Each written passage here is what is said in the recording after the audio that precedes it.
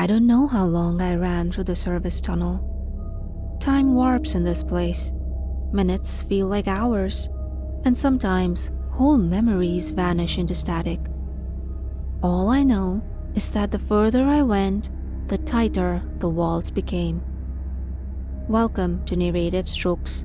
Today, we descend into the final chapter of our journey through the backrooms, where the humming has led to something far beyond horrible.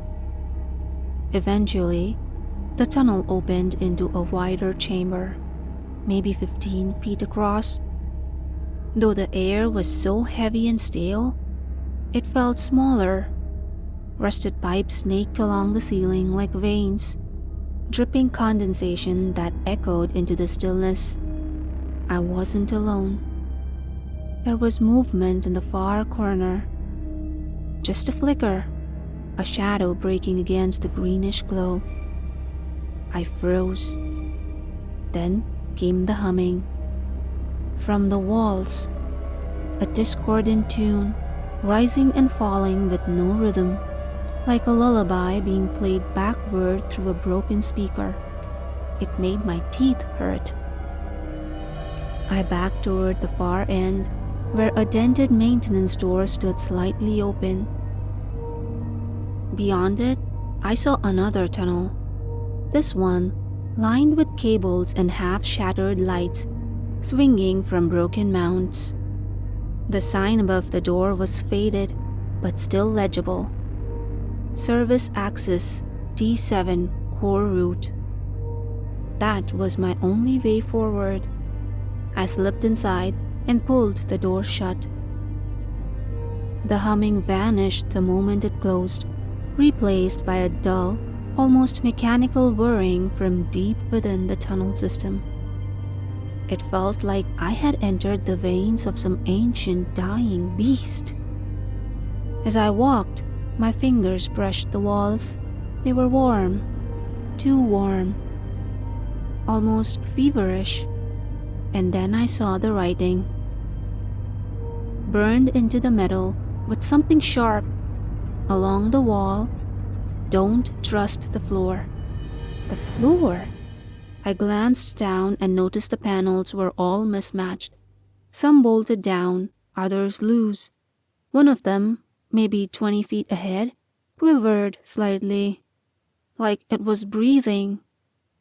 I hugged the wall and stepped lightly, heart pounding. The light above me flickered, once, twice, then cut out completely. Darkness again. I kept moving by touch. The metal beneath my fingers felt like skin stretched over something soft and pulsating. I kept expecting it to twitch under my hands. Around the next bend, I found a junction. 3 tunnels, each identical. But someone had marked the left tunnel with a red handprint smeared onto the wall. The middle had a trail of blood that stopped halfway down. The right tunnel had nothing. I waited, listened. The middle tunnel had a faint sound, breathing. The left tunnel, nothing. The right, a subtle, rhythmic tapping, like fingernails on metal. I chose the left, the red handprint. It felt like a warning and a message. The air got colder the further I went, almost icy. Frost covered the cables now. My breath fogged the air. Even the condensation dripping from above was freezing mid-fall, hanging like tiny glass daggers. Then the lights turned on, but not all of them, just one. A single overhead bulb buzzing above an open service hatch. Inside, a metal ladder descended into a deeper level. Someone had scratched a message into the wall next to it. Echo level, listen carefully. I didn't want to go down, but something was coming up behind me. I didn't see it, I didn't hear it, but I felt it. So I climbed. Rung after rung, until my arms shook. My palms were bleeding by the time I reached the bottom. Down here, it was quiet. Too quiet. I turned my head and instantly froze. There were people in the walls. No, faces. Dozens of them, pressed into the concrete like wax molds. Eyes closed, mouths slightly open, their expressions caught in eternal screams. And above each one, etched into the stone, was a single word: remembered. That's when the whispering started, from every direction. They weren't speaking English, but somehow I understood them, not as words, as feelings. Fear, loneliness, regret, hope. The whispers merged into one unified sound. My name. How did they know my name? I stumbled forward, arms brushing against the cold stone. The whispering followed, grew louder. They weren't just voices anymore. They were memories, snippets of things I'd forgotten. My 6th birthday, the smell of my mother's old sweater, my first broken bone. They clawed at me as if the walls were trying to digest my identity, strip me into pieces it could catalog. The tunnel ended in a mirrored door. Its surface rippled like water, but reflected perfectly. As I reached out to touch it, I realized my reflection wasn't mimicking me. It was smiling. I stepped back. The mirrored door began to melt, dripping silver fluid onto the floor. Behind it was a narrow hallway filled with a dull red glow. At the far end stood a figure, human-sized, wearing the same clothes as me. But its face was blank.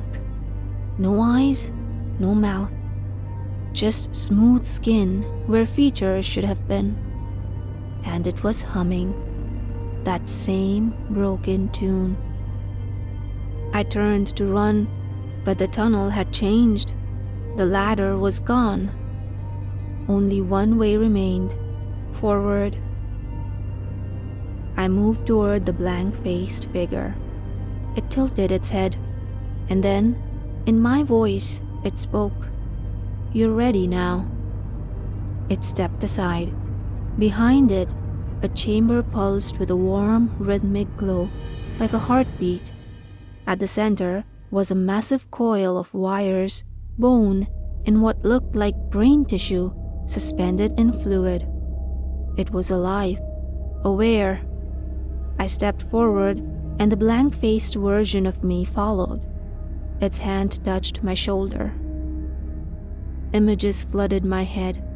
Lost people, fractured places, corridors folding into themselves, memories not mine. The hum wasn't just a sound, it was a signal, a language, a summons, and I had answered it.